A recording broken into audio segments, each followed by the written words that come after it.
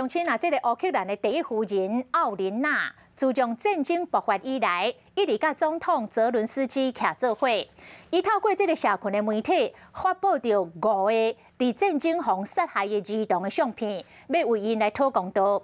那泽伦斯基带领着国家对抗着俄罗斯，将做俄罗斯头一个目标。有袂少人担心伊的安全，但是伊拢无咧惊，搁来公开家己的行踪，讲伊就伫咧首都基辅的办公室。伊讲伊无闭起来，嘛无咧惊任何人。泽伦斯基嘛要伫咧台湾时间初9的半暝1点，向英国的国会来发表视讯演讲。Ось вечірній Київ.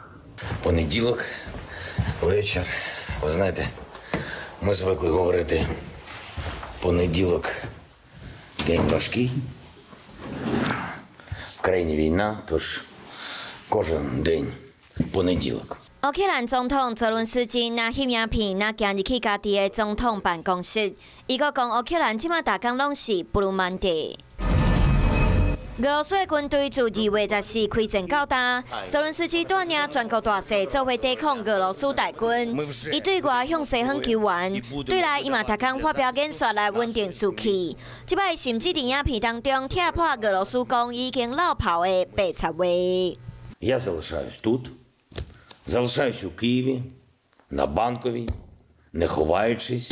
伫到分战的影片当中，伊批评俄罗斯已经讲好要设人道走廊，结果所准备坦克、地雷，甚至甲原本要载人的巴士毁掉。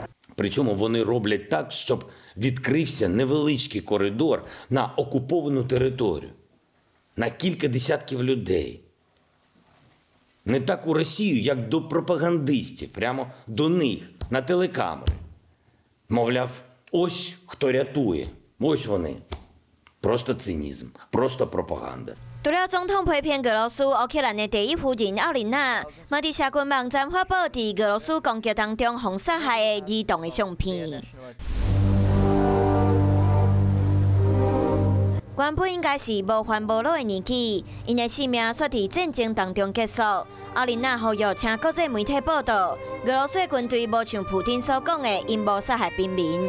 俄罗斯军队当咧杀害乌克兰的儿童，这个残忍的真相必须让全世界，尤其是俄罗斯的民众知影。Hello， 大家好，我是乃瑜，要教给大家2个任务。第一个，华视新闻的脸书专页，你按赞了吗？还有华视新闻的 YouTube 频道，赶紧订阅起来，还要记得按赞，开启小铃铛哦。